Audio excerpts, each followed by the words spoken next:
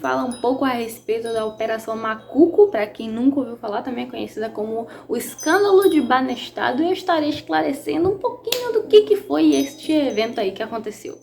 O Escândalo de Banestado, ou Operação Macuco, foi um esquema de evasão de divisas descoberto no fim dos anos 90 e que foi completamente enterrado na transição do governo de Fernando Henrique Cardoso para o governo de Lula.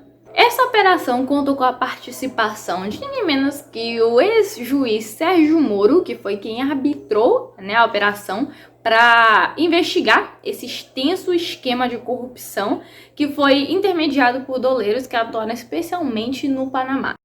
E o Superior Tribunal de Justiça negou o pedido de habeas corpus a supostos envolvidos no caso Banestado. Eles queriam trancar a ação penal. Entre 1996 e 1997, foram movimentados irregularmente 30 bilhões de dólares em contas da agência do Banco do Estado do Paraná, em Nova York, nos Estados Unidos. Em 2001, a Polícia Federal descobriu o esquema. Um grupo de doleiros seria responsável por transferir o dinheiro para paraísos fiscais. Uma força-tarefa foi montada e procuradores da República propuseram ações penais contra mais de 630 acusados. Nisso surgiram provas contra grandes construtoras e grupos empresariais, além de políticos, e delações premiadas e acordos de cooperação internacional foram assim celebrados em série. Nisso surgiram provas contra grandes construtoras e grupos empresariais, além de políticos, e delações premiadas e acordos de cooperação internacional foram assim extremamente celebrados. Ao contrário do que muito acontece agora, os resultados não foram aquelas longas prisões preventivas. A maioria dos envolvidos, a grande maioria, acabou por se beneficiar das prescrições das acusações e somente os peixes menores acabaram por ter que cumprir pena na cadeia. As remessas ilegais para o exterior via Banestado aproximaram-se dos 135 bilhões de dólares, o que significa mais ou menos R$500 bilhão em valor presente. E quando eu digo remessas ilegais, no caso eram 90% das remessas, segundo os peritos que investigaram essas provas, e grande parte delas, a maioria, tinha a origem de ações criminosas. E essa cifra só foi mapeada graças ao trabalho insistente do procurador Celso Três, posteriormente aprofundada pelo delegado federal José Castilho. Políticos, executivos, empreiteiras e doleiros que há muito frequentam o noticiário poderiam ter sido punidos de forma exemplar há mais de 20 anos, só que não. Os indiciamentos rarearam e boa parte deles se beneficiou da morosidade da justiça e acabou por sair impune, como acontece muito nesse país. Salvo raras exceções como a Carta Capital, a mídia ignorou por completo esse caso,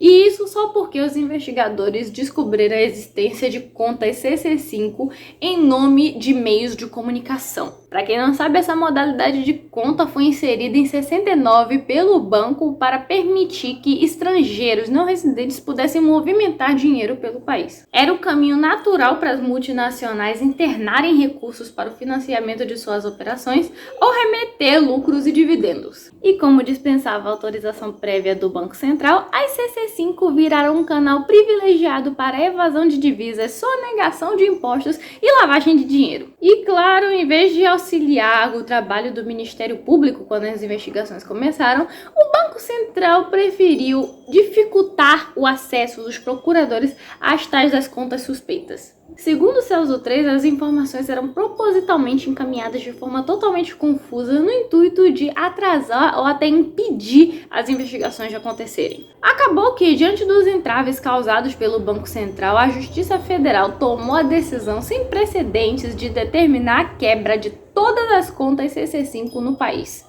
Com essa quebra de sigilo em massa judicialmente determinada, houveram milhares de inquéritos abertos em todo o país, mas não houve, assim, a definitiva condenação de representantes de grandes grupos econômicos ou de um político importante. Por que será? As empresas que acabaram por ser citadas conseguiram negociar com a Receita Federal o pagamento dos impostos devidos e assim encerrar os processos contra elas. E uma coisa curiosa é que as mesmas construtoras que eram acusadas de participar do esquema na Petrobras e investigada pela Lava Jato também estrelavam as remessas via Banestado. Só a AS conseguiu movimentar mais de 50 milhões de reais. A Queiroz Galvão, pelas contas, passaram dos 27 milhões. A Andrade Gutierrez movimentou quase que 110 milhões. A Camargo Corrêa, 161 milhões. A Odebrecht, 658 milhões, entre muitos outros. E o sistema financeiro não escapou dessa. O Banco Araucária, de propriedade da família Bornhausen, cujo patriarca era uma figura eminente na aliança que sustentava o governo de FHC, teria movimentado mais de 2 milhões de reais de maneira irregular para o exterior. Nunca foi possível saber exatamente quais das contas eram irregulares e quais não eram. Porque para isso seria necessário haver uma investigação mais aprofundada, coisa que nunca aconteceu, muito pelo contrário, porque o Banco Central não foi o único entrave. Lá por 2001, o delegado Castilho, que eu mencionei anteriormente, foi aos Estados Unidos para tentar quebrar as contas dos doleiros brasileiros na filial do Banestado. Porém, seus planos foram frustrados quando Agílio Monteiro, o então diretor da Polícia Federal, determinou que ele voltasse para o Brasil e ele se apegou aos altos custos das diárias, valor de $200, para interromper o trabalho das investigações. No momento em que aquilo estava acontecendo, a nova quebra de sigilo permitiu que fosse localizado um novo personagem nessa história catastrófica, que foi Aníbal Contreras, um guatemalteco nacionalizado norte-americano que era titular da famosa conta Beacon Hill. Mas no caso, o que seria essa conta? Era nada mais nada menos do que uma conta ônibus, por assim dizer, conhecida por ser recheada por várias contas cujo objetivo era ocultar os verdadeiros donos desse dinheiro. E um fato muito interessante a ser levado em consideração é que uma das subcontas que emergiu sob o guarda-chuva de proteção da conta Beacon Hill tinha um nome extremamente sugestivo, que era conhecida como Tucano. Nesse interim, no entanto, tanto a Polícia Federal como o Ministério Público foram reiteradamente conduzidas a fazer uma seleção bem específica do que seria do foco de interesse deles, porque sem o apoio da mídia e setores da justiça e do poder econômico, mexer em certos vesperos só produziria ferroadas em quem se metesse a revirar tudo o que aconteceu ali. Ainda assim, ambas as instituições tentaram, a partir da apuração do Banestado, avançar nas investigações por outros meios. E a partir desse esforço foi que derivaram operações como a Santiagraha, a Farol da Colina, a Chacal e a Castelo de Areia. Fato interessante a ser comentado é que em todas elas os destinos foram completamente idênticos. Em alguma instância da justiça, os processos foram completamente anulados, em geral por argumentações extremamente frágeis.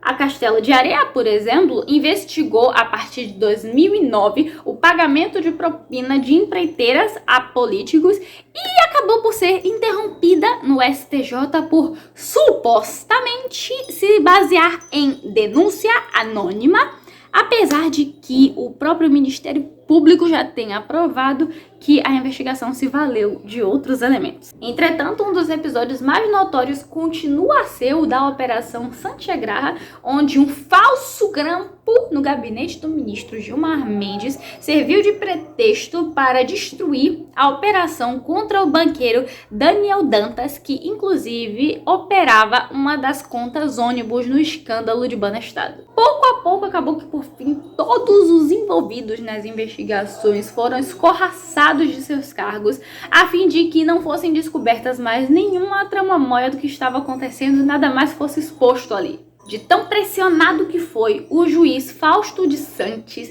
viu-se obrigado a aceitar a promoção para a segunda instância. O delegado e ex-deputado Protógenes Queiroz foi perseguido e tratado como um vilão e acabou por ser exonerado da Polícia Federal. E não foi muito diferente com Celso III e José Castilho, como eu já havia mencionado.